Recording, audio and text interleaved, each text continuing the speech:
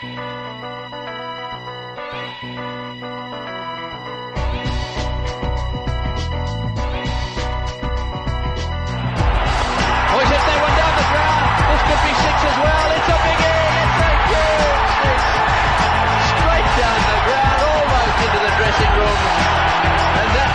story.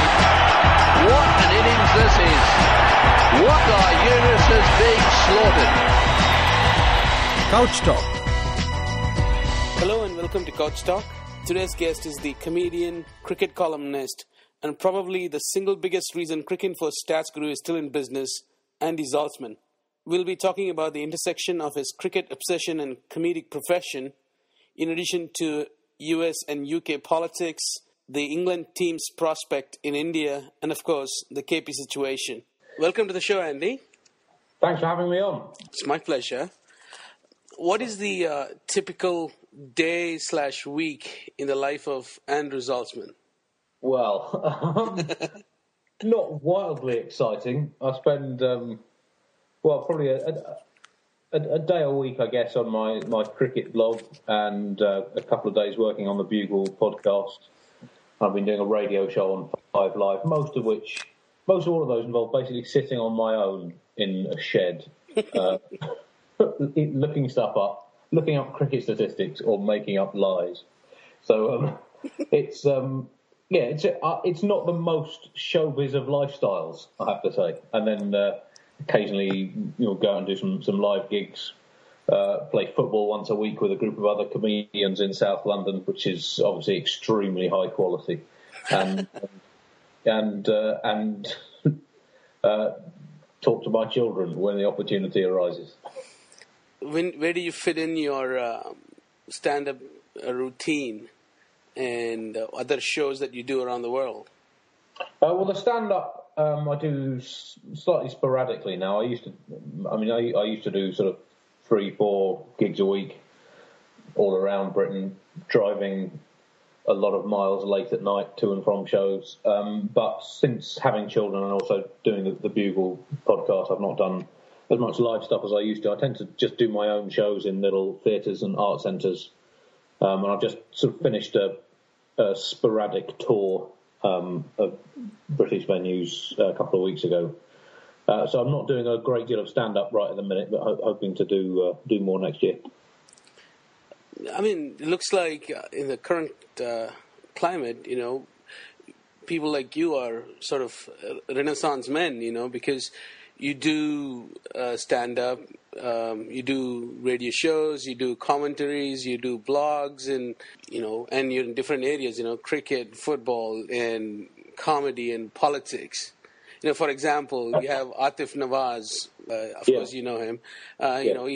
He's working on a TV show. He has an online talk show. He does commentary for Sofa.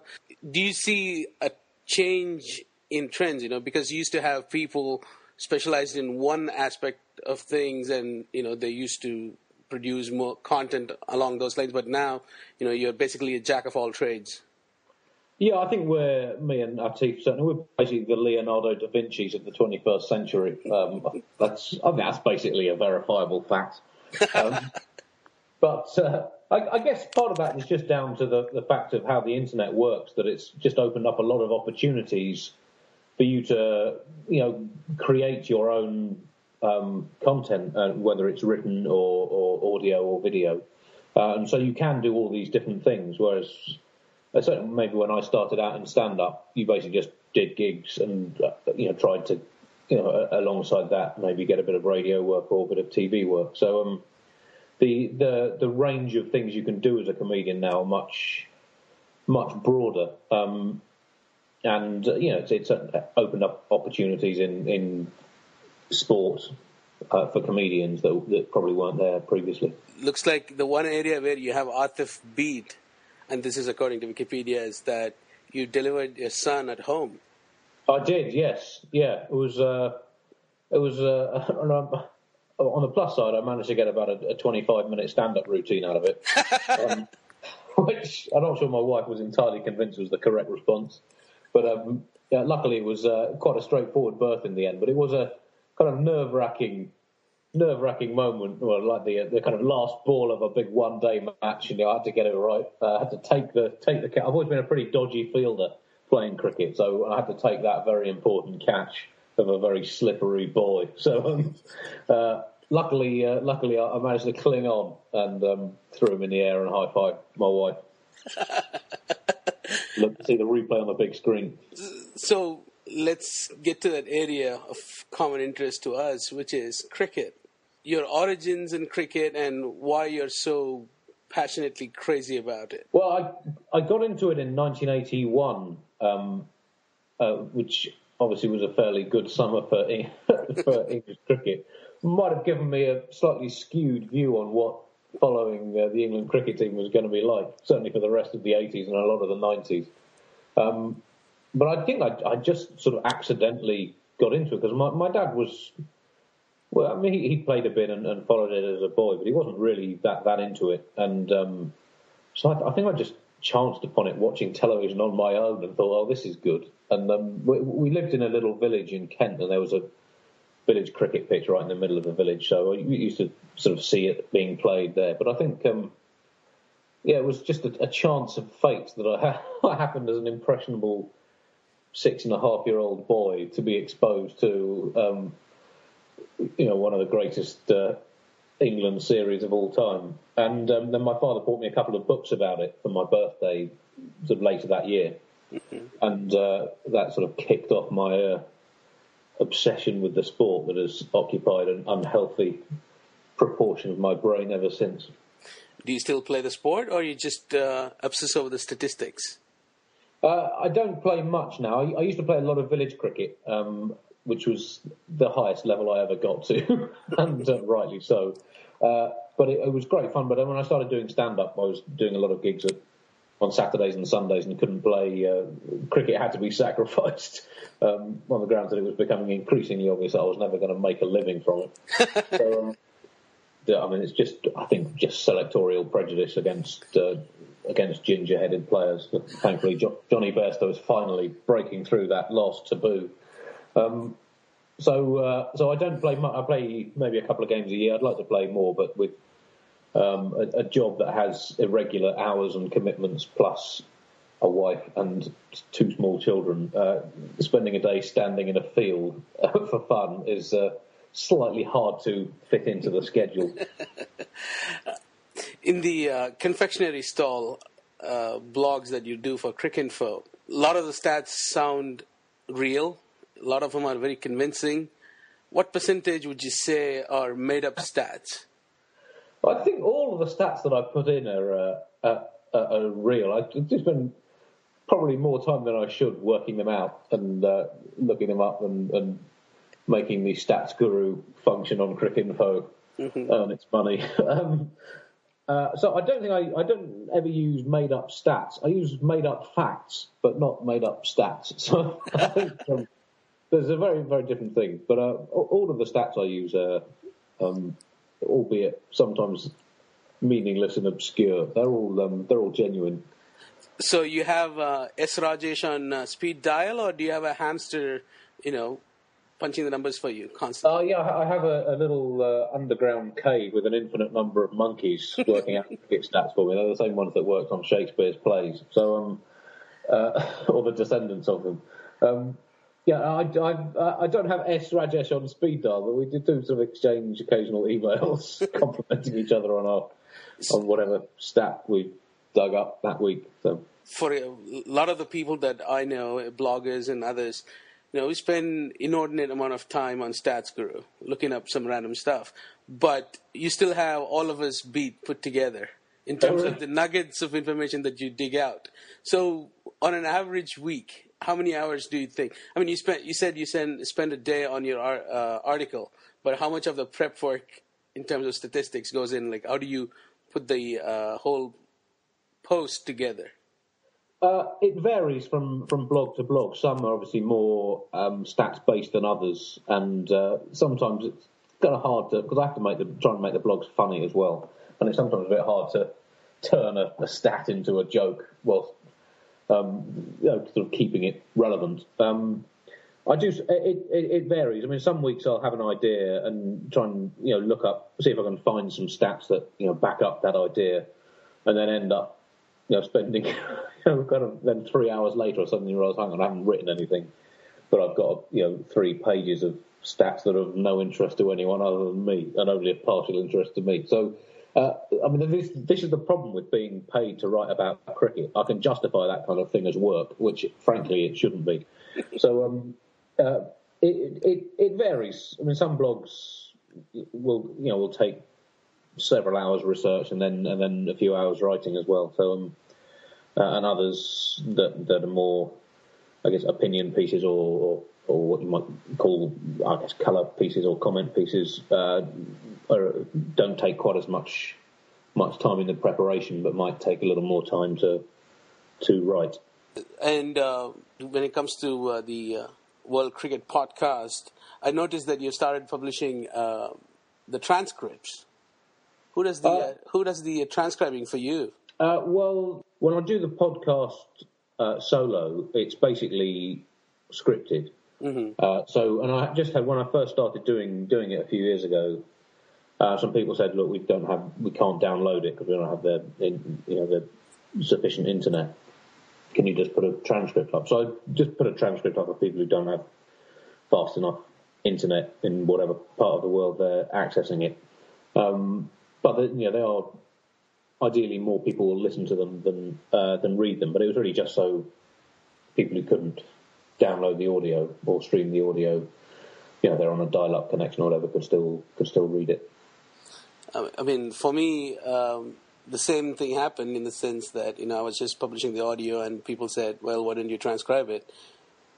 But since I was having conversations, I had to rely on the goodwill of a person, Bharat Ram, right, in India, and he does the transcribing for me. As with anything, you outsource it to India, so which is what I did. Yeah. That's the modern way. And in 30 years' time, it'll be the other way around. All right, let's change tack and go towards a place where you and I met, which was the sofa, Test match sofa. Oh, yes, yeah. And in the recent days and I guess a week, there has been a little kerfuffle. I like saying that word, kerfuffle, between Test match sofa and Test match special. Yeah. What is your take on the whole thing? Well, it's been an ongoing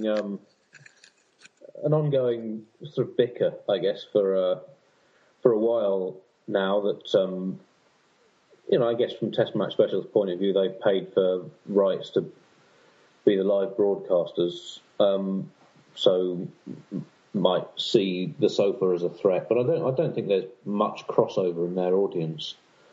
So I think they probably made too much of a fuss about it, and as a result of which Test match sofa's got a lot more publicity than it would otherwise have got. So I think they can quite happily coexist, and the tone of them is very, very different, and they're both good at what they do, but I don't see them as particularly overlapping or competing.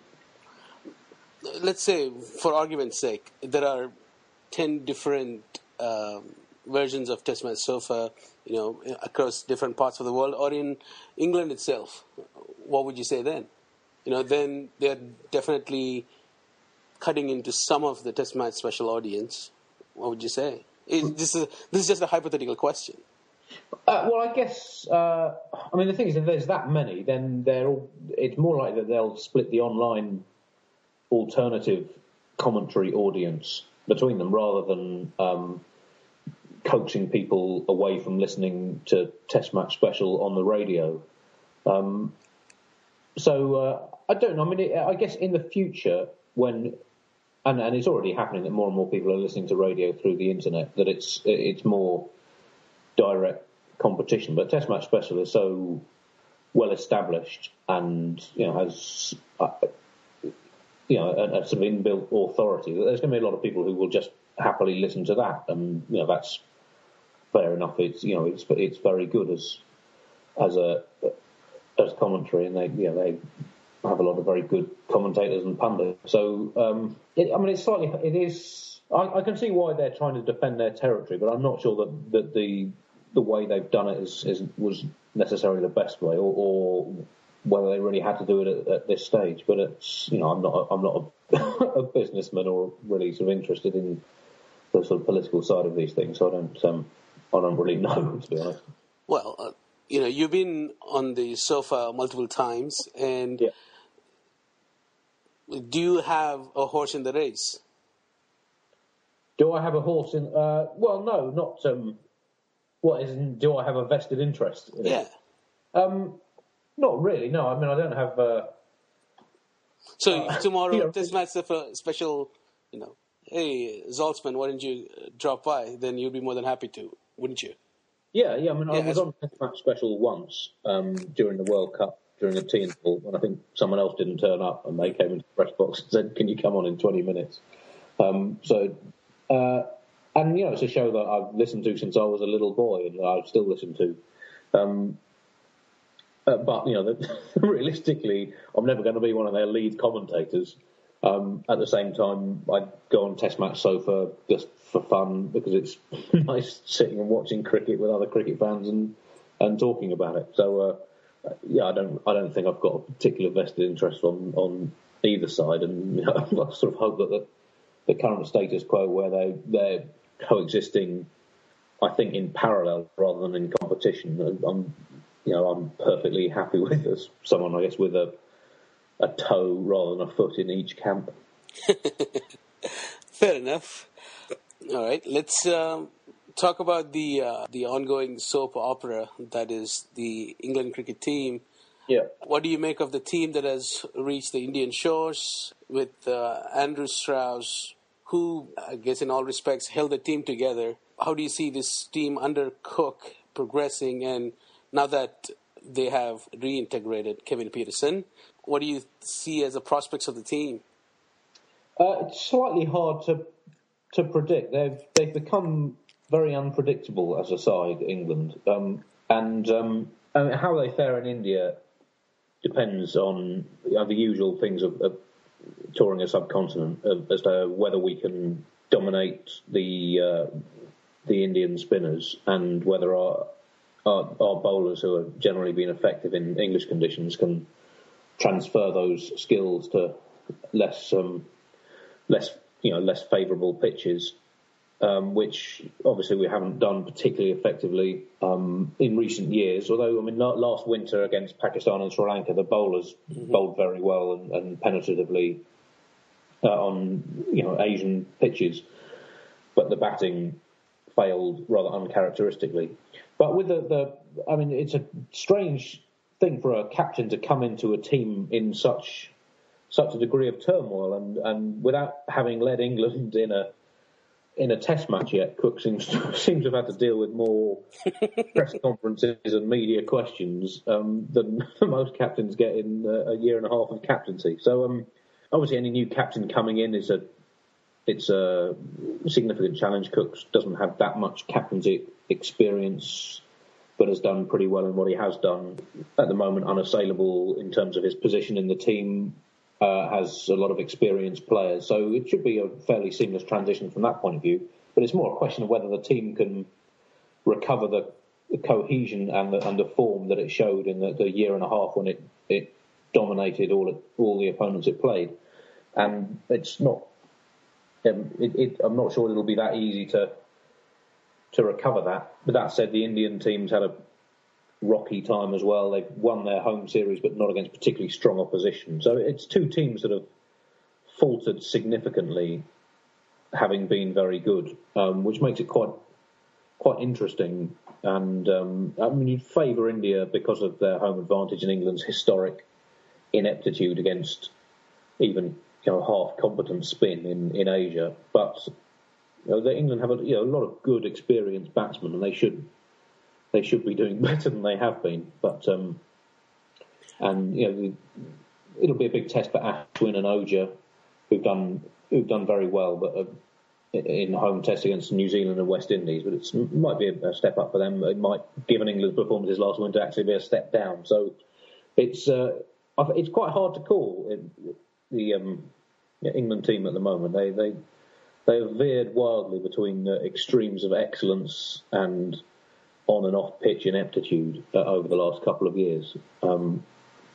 So I don't know, but it'll be very interesting to see, and I'm glad Peterson's back in the side just because he's one of the most compelling cricketers of the century.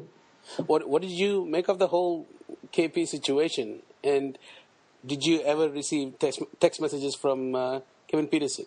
I've never received a text message or any other form of communication from Kevin Peterson, and if I did, I'd assume that he'd been given a rogue phone number.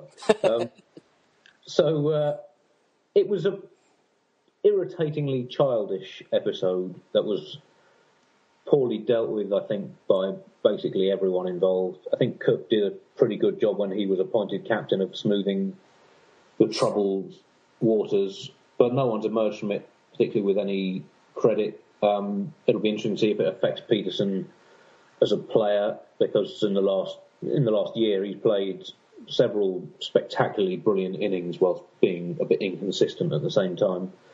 England are unquestionably better with a player like that in the team, but cricket is that bizarre. There aren't many sports that mix teamwork and individualism to the degree that cricket does.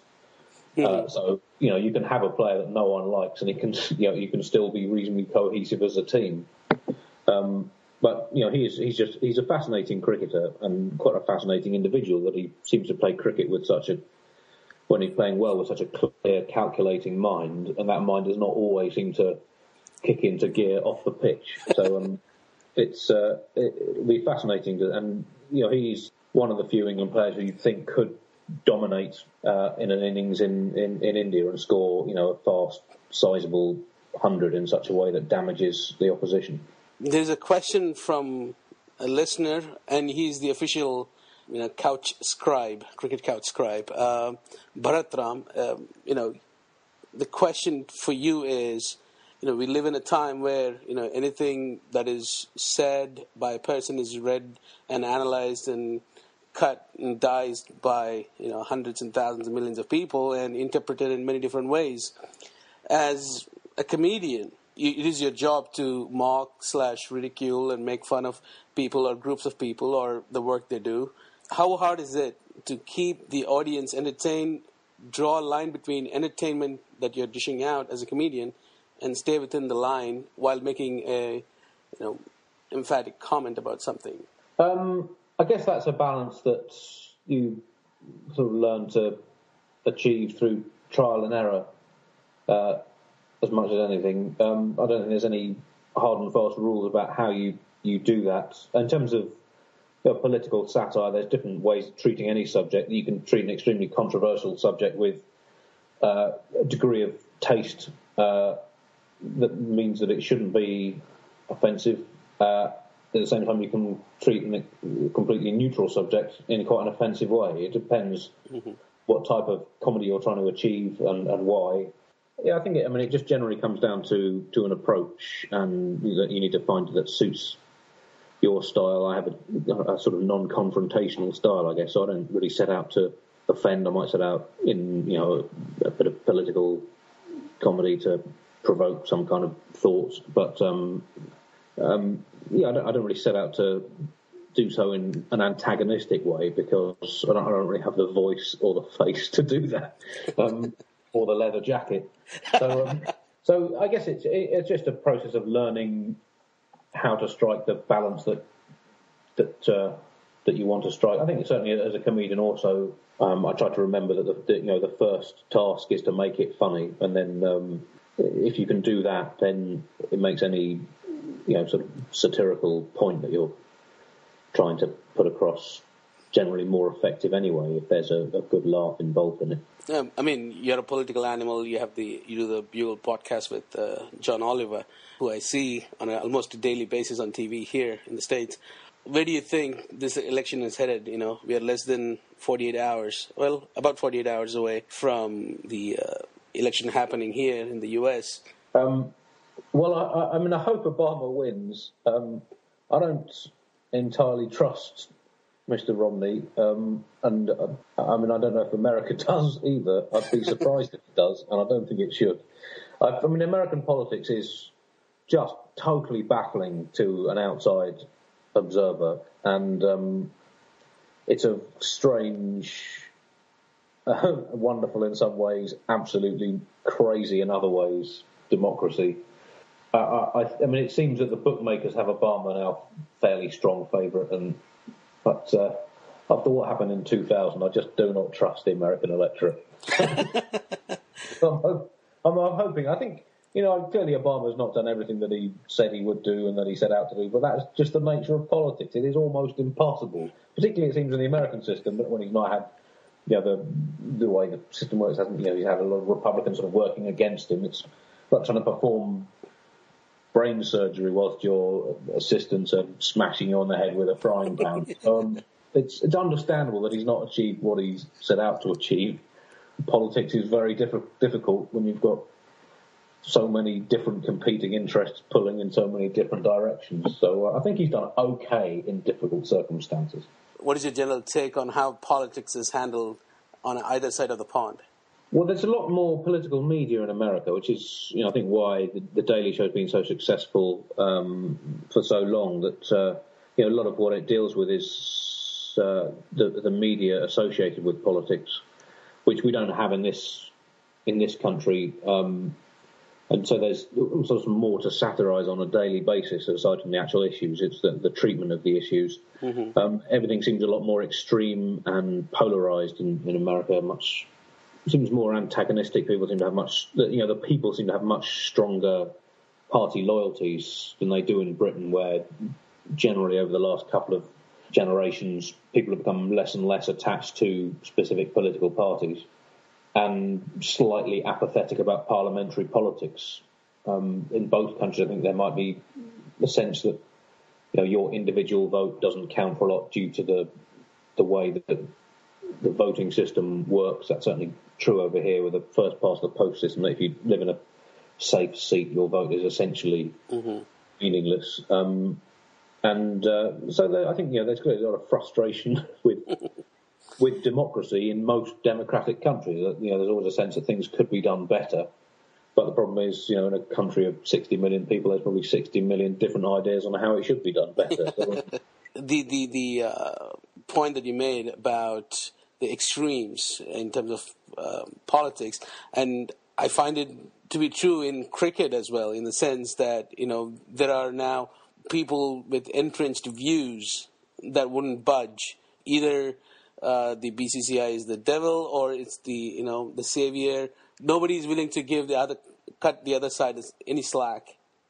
Yes, and that's almost the nature of 21st century discourse, and everything being so instant, and the 24-hour news, everything's conducted at a high pitch, and small things are blown up into big stories, and there's often not a lot of middle ground. I'm not sure that's a particularly healthy way for humanity to resolve its problems, but that seems to be the way things are. At the moment, it does. I mean, as a sports fan, one of the things I find most annoying in modern sport is the way that sport has started behaving like politics. Mm-hmm. There's a lot of spin, a lot of vested interests, a lot of slightly dubious political and commercial dealings going on, and you want sport to be an escape from all that, and it seems to be more and more prevalent in sport and in sports media. And, I just want to see people running around hitting and kicking things, and not. I don't want to read stories that are, about corruption and cheating and whatever. That's what the rest of the news is for. Of course, and keep away from that. Last question: what is your prediction for the India-England Test series? I think India will win without having studied the nature of the pitches too much. But you would expect they're going to be turning. I think it'll be 2-1. I think England will play quite well, but we'll have a couple of costly collapses. And I think probably I think that the English bowling took a real dip in the second half of this recent summer, and with Finn injured for the start of the series, I think they'll really miss him. He's the fastest and starting to look the most penetrative of England's bowlers. It's a massive challenge for the rest of them to provide the incision England will need to win the tests. But at the same, both sides are vulnerable, which as tends to be the case in almost all Test series now. I think there's no one dominant team. I think South Africa could become that, but haven't. Only in the last year have they started looking like that. So whether they can carry that on long term, I don't know. But I think India will win, but it will hopefully be close and exciting. Excellent. Thanks a lot for coming on the show, Andy. It was a pleasure talking to you. Anytime. Cheers. Cheers.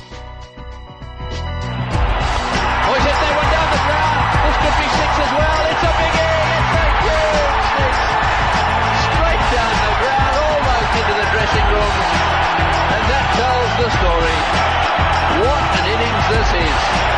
What are Yunus has been slaughtered. Couch Talk